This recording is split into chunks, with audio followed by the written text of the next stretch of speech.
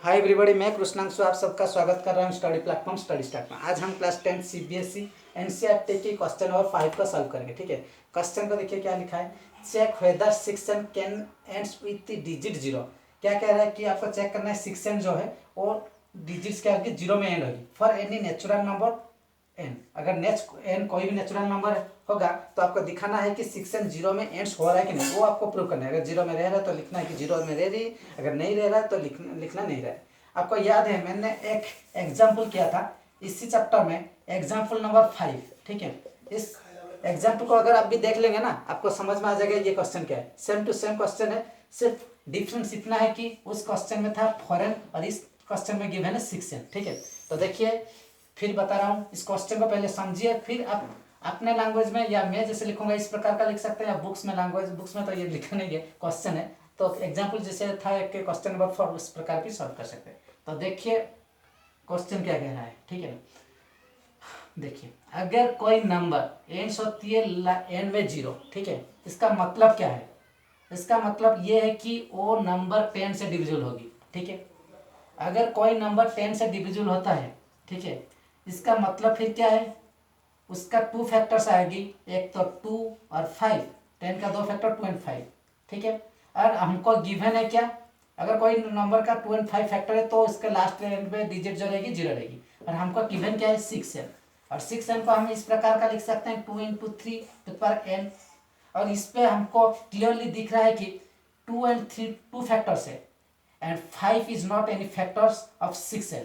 That means क्या है आपका कि 6n का एंड्स में जीरो नहीं आएगी। ठीक है, वही बात जो मैंने बताया आपको वो आपको कॉपी में लिखना है। ठीक है, देखिए कैसे लिखना है।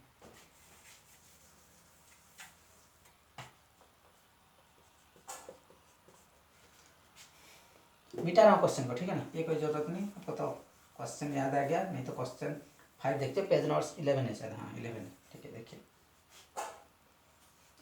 देखिए इस प्रकार का आपको लिखना है। इफ एनी नंबर, जो मैंने बताया वही लिखूंगा, ठीक है ना, any number ends with digit zero. हाँ, एक बात, जो मैंने जब एग्जाम्पल नंबर 5 कर रहा था तो उसमें क्या एक गलती हो गया है। मैंने गलती नहीं तो सही है, कोई इतना बड़ा गलती नहीं, लेकिन देखिए if any number ends with digit zero लिखना है ना, मैंने लिख लेते थे if any number ends with zero, ठीक है ना, डिजिट नहीं लिखा था। और सही हो जाएगा, कोई दिक्कत नहीं। अगर देख रहे हैं तो एग्जाम्पल डिजिट लिखना है, ठीक है, विथ डिजिट्स लिखना है। ठीक है, तो देखिए if any number ends with digit zero, that means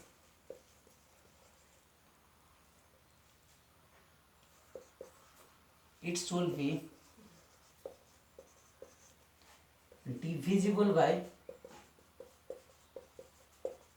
10। मैंने क्या लिखा, if any numbers and with digit zero, अगर कोई भी नंबर्स इसका लास्ट डिजिट जीरो आ रहा है, इसका मतलब यह है कि और नंबर 10 से डेफिनेटली डिविजिबल होगी। एंड हाँ, वी नो दैट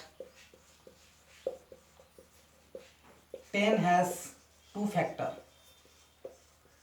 हमको मालूम है 10 का 2 फैक्टर है, क्या क्या, that is 2 and 5। So if any number, ठीक है, इसका मतलब क्या है, अगर कोई number ends with digit zero, so if any numbers ends with digit zero, then it should be 2 factors, that is 2 and 5। इसका मतलब क्या हुआ, so if any numbers end with the digit zero, अगर कोई नंबर एंड्स होता है digit zero से, then it should be 2 factors। इसका 2 फैक्टर रहेगी, क्या क्या, एक तो 2 रहेगी और एक क्या रहेगी 5 रहेगी। ठीक है, ये बात आपको समझ में आ गया। ये मिटा रहा हूँ ऊपर से।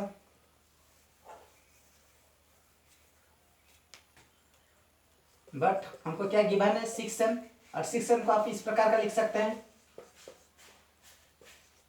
पर 6n has 5 is not a not a factor.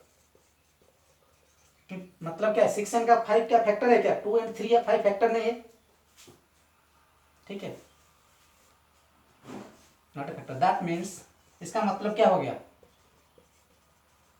6 and is not ends with digit 0। इसका मतलब क्या हो गया, 6 एंड का जो एंड्स डिजिट रहेगी वो 0 नहीं रहेगी, ठीक है। ये आपका प्रूव हो गया, ठीक है ना। तो आपको पूछना था कि 6 एंड का डिजिट 0 रहेगी कि नहीं, नेचुरल नंबर में दिखाना था, लेकिन आपने दिखा दिया कि लिख दिया क्या कि 10 है आपका, क्या है 10, तो 10 की 10 जो डिविजिबल होगी, जो जिस नंबर पे 0 रहेगी एंड्स डिजिट उस और नंबर 10 में डिविजिबल होना चाहिए। और 10 का 2 फैक्टर है, दैट इज 2 एंड 5। और 6 एंड जो है उसका 2 एंड 3 फैक्टर है, 2 तो एक फैक्टर है लेकिन 5 फैक्टर नहीं है। तो इसका मतलब क्या हो गया, 6 एंड की एंड्स में 0 नहीं रहेगी। तो यही बात आपको लिखना है, जो मैंने लिख दिया। तो आपको भी समझ में आ गया होगा, उम्मीद है। अगर आपको समझ में आया है तो लाइक शेयर एंड सब्सक्राइब कर दीजिए। Thank you.